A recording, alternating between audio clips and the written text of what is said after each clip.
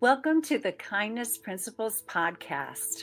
I believe kindness is a cultural strategy that empowers people to create meaningful lives, healthier relationships, stronger organizations, and a world where everyone can thrive.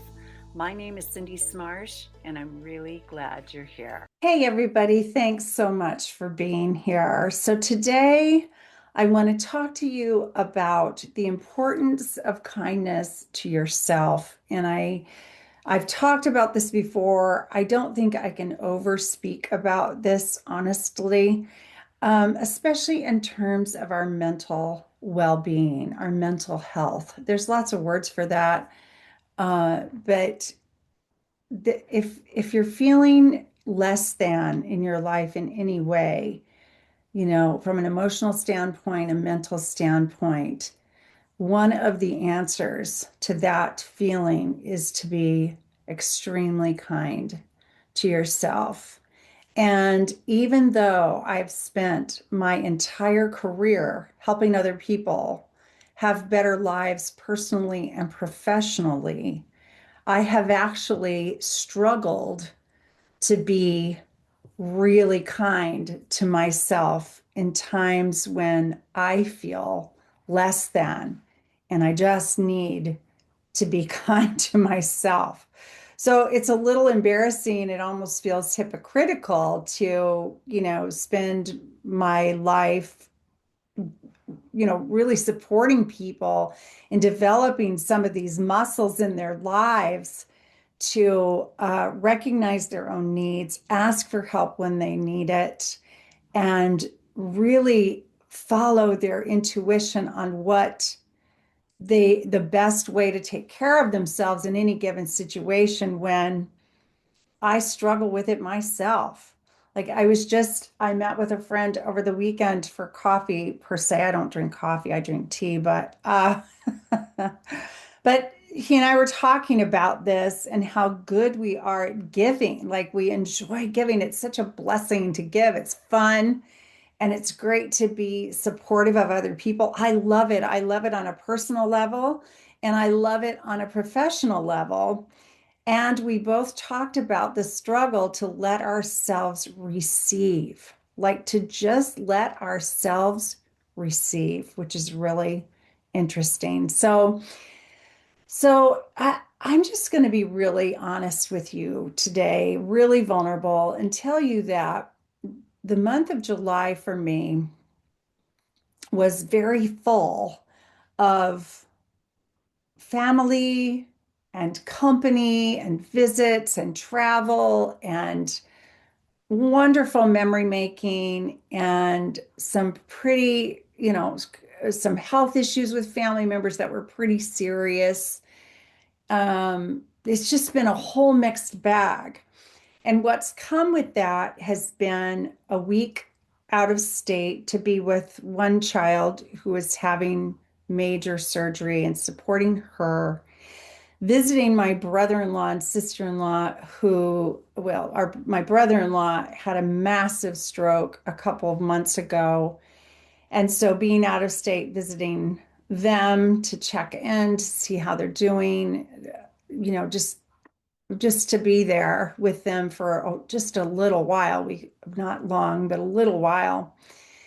And then coming home from that out of state trip, and 2 days later, having company show up for the next 4 days, which were two of our kids and the two little grandchildren, whom we love so much and enjoy so much. And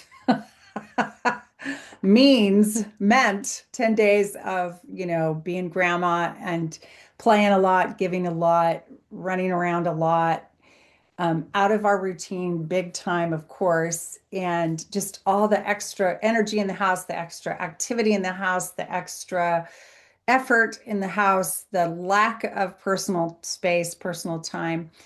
Not that I'm complaining. I would want any of our kids to come back again and again and again and again, or our family and friends, don't get me wrong. But when they left, you know, I was exhausted. Now, imagine this about 3 weeks of the month, was occupied by personal visits, travel, company, and so forth. And I'm still trying to run a full-time business. My husband's still trying to work full-time. We have a 10-acre property we're trying to take care of. I'm very involved in my spiritual community. We have full lives, which is wonderful. But trying to keep up everything, even keep the house clean, keep the toilets clean, and food. It got tiring. So so all that was going on, and they left, and in the midst of it, another issue arose in our family, and it blindsided me quite honestly. And it just about brought me to my knees. And so they leave, and I have a few days, of course, to try to get back to work, try to get it together, try to get turned around at home, try to get, my life in order. And I push. There was also a workshop I had signed up for months ago that took up 2 half days and a couple hours on another day. And so I just was just out of steam, emotionally drained, physically tired, mentally struggling. And so I finally let myself take a mental health day. And well, it was actually a mental health half a day because I was in charge of, I'm involved in a spiritual community and I'm on the board, and we had an afternoon of staff reviews that had been scheduled for a long time as well that I needed to co-facilitate, and did okay doing that. But I think I was able to show up for that and do that and everything since, because I took a half a day mental health day. I took a morning where I didn't get out of bed when I usually do. I took my time.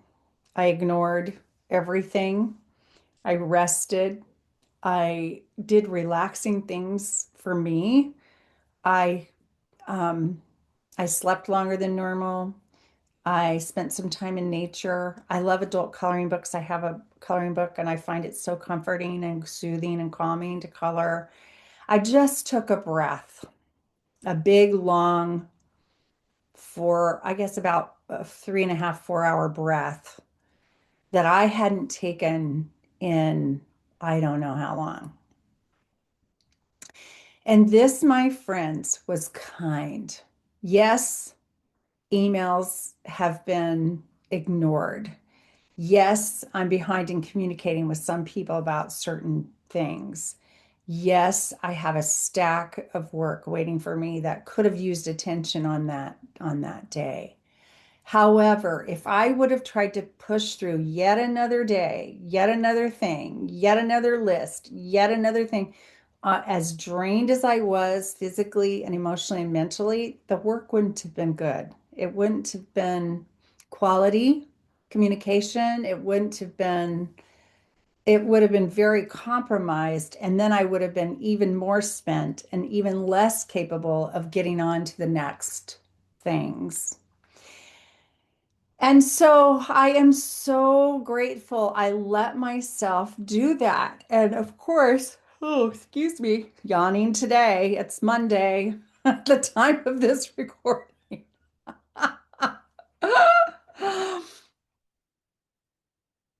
If I hadn't let myself do that, I don't know what the rest of that day or the next few days would have been like. Um, they turned out to be quite pleasant, more peaceful than I think they would have been, and somewhat productive in a way that felt balanced and good to me at home and with other commitments I have in my life. And I'm handling the family issue, I'm happy to say, quite well, really quite well, for as serious as it feels. I feel like I'm keeping it in perspective. I'm engaging in my spiritual practices. I'm leaning in to the tools that I teach other people to handle their mental health or their personal development or their relationship issues or their life experiences that blindside them. And they're working. The tools are working. The spiritual practices are working. And this, my friends, is kindness to the self. This is kind. I talk about kindness in terms of being kind to yourself, be kind to others, and be kind to the world. And it starts with being kind to yourself. When you're kind to yourself and keep yourself in a good state, a good frame of mind, um, a good emotionally balanced and so forth, and feeling good physically, when you're kind to yourself in that way, we're much more equipped to be kind to others and kind to the world. The ripple effect is very positive. And the opposite's also true. If we're not kind to ourselves and we're really hard on ourselves and we let our needs go and we become, very thin with we're lacking energy, we're lacking, um, you know, um, strength, we're not going to serve others or the world. We're not going to show up as well, not nearly as well as we're capable of. And so, anytime, join me, won't you? Anytime you feel like, oh, I really want to, you know, not clean the house this week. I'd rather, play out, go do a round of golf with my friends. Please go do what feels better to you, what feels more relaxing, what feels more fun, what feels more energizing and rejuvenating. Please make that choice. Or if you have the choice between time with others and time just with yourself, and the time with yourself actually feels like the most healthy choice you can make this time, please let yourself do that and graciously decline the invitation. Whatever it looks like for you, whatever kindness to yourself looks like. So I don't care who you are, what age you are, how busy or non-busy you are, whether you have 1,000 things to do or nothing today, please be kind to you today and every day. And I will commit to the same. And let's just watch what great things can come from that. And I'll talk to you again soon. Bye bye. Thank you so much for being here. Please like and subscribe to our show and share this episode with anyone who can benefit. If you'd like to learn more about how the kindness principles can change your life, please DM me on LinkedIn. And thanks again for listening.